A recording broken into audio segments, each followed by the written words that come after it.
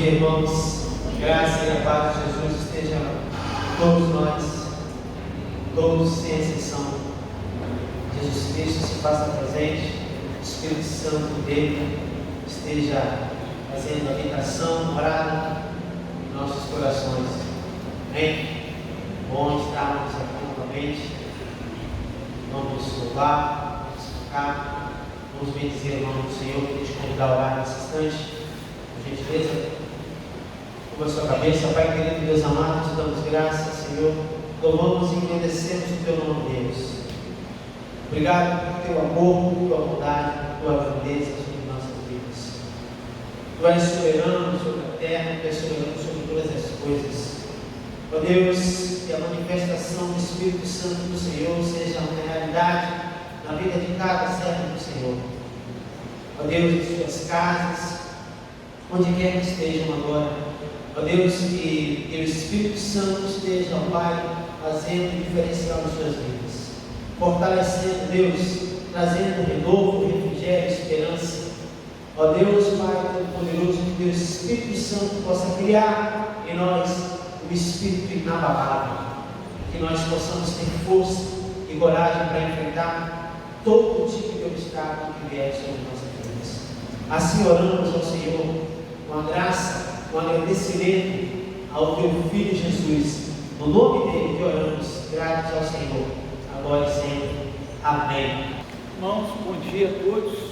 É uma alegria muito grande estar aqui nessa manhã por algumas razões. Ter a oportunidade de se reunir uma manhã de Páscoa, para nós, isso daí é essencial, é fundamental. E segundo, que em meio ao tempo que estamos vivendo de pandemia, de isolamento, de distanciamento social, de quarentena, ter a oportunidade de, como irmãos, estarmos em comunhão, partilhando aqui nesse momento. Isso daí também nos traz muita alegria. Então é muito bom poder estar aqui com cada um de vocês, ainda que num número reduzido, limitado, mas tendo a oportunidade de juntos adorarmos a Deus. Mas, como eu disse, hoje é Páscoa. É Páscoa, estamos com um tempo também limitado, e eu quero compartilhar algo da parte de Deus referente à Páscoa. Um breve resumo do significado da Páscoa para cada um de nós. Eu separei alguns textos da palavra de Deus e nós estaremos aí acompanhando a leitura. O primeiro deles se encontra no livro do Êxodo, no capítulo 12, a partir do versículo 21 apenas. O capítulo 12 de Êxodo, todo ele narra a instituição da Páscoa propriamente dita. Mas nós leremos somente a partir do verso 21 até o verso 28, onde diz assim a palavra de Deus: Chamou, pois, Moisés todos os anciãos de Israel e lhes disse: Escolhei e tomai cordeiros segundo as vossas famílias e imolai a Páscoa. Tomai um molho de ísopo, molhai o sangue que estiver na bacia, e marcai a verga da porta e suas ombreiras com o sangue que estiver na bacia. Nenhum de vós saia da porta da sua casa até pela manhã, porque o Senhor passará para ferir os egípcios quando vir, porém o sangue na verga da porta e em ambas as ombreiras passará o Senhor aquela porta, e não permitirá o destruidor que entre em vossas casas para vos ferir. Guardai, pois, isto por estatuto para vós outros e para vossos filhos para sempre. E uma vez dentro na terra que o Senhor vos dará, como tem dito, observai este rito. Quando vossos filhos vos perguntarem: que rito é este? Respondereis: é o sacrifício da Páscoa ao Senhor, que passou por cima das casas dos filhos de Israel no Egito, quando feriu os egípcios e livrou as nossas casas.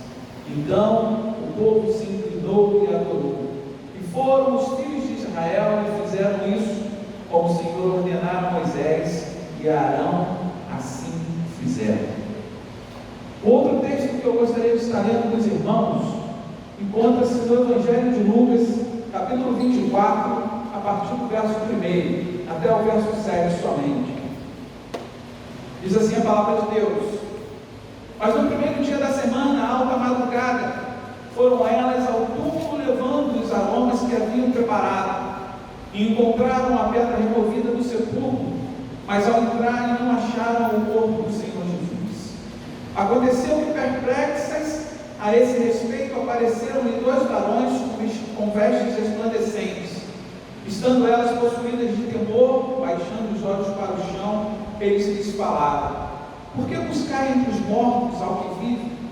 Ele não está aqui, mas ressuscitou.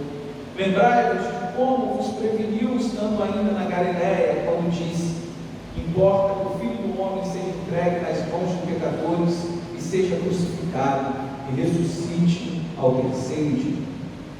Amém? Vamos orar. Senhor, obrigado, Pai, pelo privilégio que o Senhor nos concede de nos receber nessa manhã em Tua presença. Obrigado porque queremos que o Senhor está aqui neste lugar, pois como acabamos de ler aqui na Tua palavra, o Senhor vive, Deus, e a Tua palavra também confirma que onde 2 ou mais estiverem reunidos em Teu nome, é o Senhor está. Por isso eu te peço que, assim como o Senhor já falou conosco, através das lições que foram doadas, da palavra que foi lida, que o Senhor continue a falar através da forma como a mesma será ministrada. Que o Teu Espírito Santo nos dê o entendimento e o discernimento da mesma. Em nome de Jesus. Amém. Irmãos, eu fiz a leitura de 2 textos aqui que narram aquilo que é a Páscoa. 2 textos completamente diferentes, mas se nós analisarmos e fizermos uma comparação entre os dois, nós veremos que os dois eles se complementam. Mas para que a gente possa aqui iniciar a nossa reflexão dessa manhã, vamos pensar primeiramente sobre o que é a Páscoa. Qual é o significado da Páscoa? A Páscoa, para os judeus, ela representa libertação. Foi o que nós lemos ali em Êxodo. E para nós cristãos, a Páscoa, mais do que libertação, ela se transformou em ressurreição, esperança, vida. A origem da palavra Páscoa em hebraico é Pesach, que significa passagem. E esse texto de Êxodo, ele narra justamente essa passagem, a passagem do anjo da morte sobre o Egito, quando o Senhor havia ordenado a Moisés que informasse a Faraó que mandaria uma 10ª praga que levaria todos os primogênitos que habitassem na terra do Egito. E Deus então disse a Moisés que informasse a todos os anciãos de Israel, todos que estavam ali como cativos, que imolassem um cordeiro e pegassem o sangue desse cordeiro e passassem nas grelhas e nos batentes das suas portas, porque à meia-noite o anjo da morte passaria e as casas que o anjo visse que estava marcada com aquele sangue, ele passaria direto e pouparia a vida de todos que estivessem ali presentes, e a morte não alcançaria. E ali seria o anúncio da libertação do povo que já estava cativo há 430 anos no Egito. E Deus então olha para aquele povo e diz: é o momento de vocês serem libertos, é o tempo de vocês serem libertos do jugo da escravidão, de serem libertos do cativeiro. E Deus age de uma forma sobrenatural para que aquele povo pudesse então retornar e caminhar ao encontro da terra que o próprio Deus havia prometido a eles. E o Senhor então diz que o povo, a partir daquele instante, a partir daquela data ali, celebrasse todas as vezes, todos os anos, a Páscoa como símbolo da libertação do povo do cativeiro. E ao passar dos anos, ao longo da história, né, profecias anunciam o Messias que viria, né, para libertar o povo de Israel, mais uma vez, da opressão, da escravidão. Profecias, através de Isaías, de Jeremias, anunciam que viria um Salvador. E esse Salvador chegou na presença de Jesus Cristo, o Filho de Deus. Jesus Cristo, ele veio, né, ele viveu no meio de nós como homem, e ele como um cordeiro, para que as profecias se cumprissem, ele foi imolado, foi sacrificado, para que, mais uma vez, não apenas o povo de Israel, mas toda a humanidade fosse liberta, fosse salva. E o que garantiu isso a nós não foi a sua crucificação, não foi a sua morte, mas foi a sua ressurreição. Por isso que Páscoa para nós significa exatamente isso: recomeço, vida, esperança. E nós, como cristãos, nós precisamos nos pautar nisso daí, ter essa certeza de que Jesus Cristo, ele verdadeiramente vive, ele reina, e ele está cuidando de todos nós. Estamos vivendo um tempo de medo, onde as autoridades estão decretando que fiquemos, né, reclusos em nossos lares, para nos pouparmos, para nos prevenirmos. Mas eu quero deixar algo aqui para cada um de nós nessa manhã, que o Senhor Jesus, ele tem o controle de toda a situação, de tudo aquilo que está acontecendo. Ele sabe exatamente tudo aquilo que estamos vivendo, tudo aquilo que estamos passando nesse momento, mas ele tem o controle da situação em suas mãos. Ele está cuidando de nós, ele está, né, preparando a nossa libertação. Nós estamos aqui nesse mundo, irmãos, apenas de passagem. Aquilo que nos aguarda lá na frente vai muito além daquilo que nós podemos pensar ou imaginar. Precisamos entender, olhar para a Páscoa e entender que Jesus Cristo, ele é aquele que veio para que tivéssemos vida. Paulo, escrevendo aos Coríntios, na sua primeira carta, no capítulo 5, no verso 7, ele diz que Jesus, ele é o Cordeiro Pascal. Jesus é o Cordeiro que teve o seu sangue derramado, aquele a qual foi imolado, para que nós fôssemos libertos. João, em seu Evangelho, ele diz que Jesus, ele é o Cordeiro de Deus. Capítulo 1, verso 29. Jesus, ele é o Cordeiro de Deus, que veio para tirar o pecado do mundo. Jesus, ele se colocou na posição de um cordeiro para ser imolado, para que o seu sangue derramado pudesse nos libertar do cativeiro do pecado, assim como o povo de Israel foi liberto do cativeiro do Egito, através do sangue que foi derramado, através do cordeiro que foi imolado, através, né, das vigas e dos batentes das portas que estavam marcados com sangue. O sangue derramado por Jesus na cruz do Calvário é o símbolo da nossa salvação, da nossa libertação. E isso é a Páscoa. Isso é a Páscoa para nós cristãos. Isso é a Páscoa que devemos celebrar, não somente a cada ano, mas a todos os dias. Essa é a Páscoa que precisa ser compartilhada com os nossos filhos. Essa é a Páscoa que deve ser vivida por cada um de nós, deve ser lembrada, ressuscitada em nossos corações a todo tempo, a todo instante. A Páscoa de que o sacrifício de Jesus não foi em vão. Jesus morreu por mim e por você.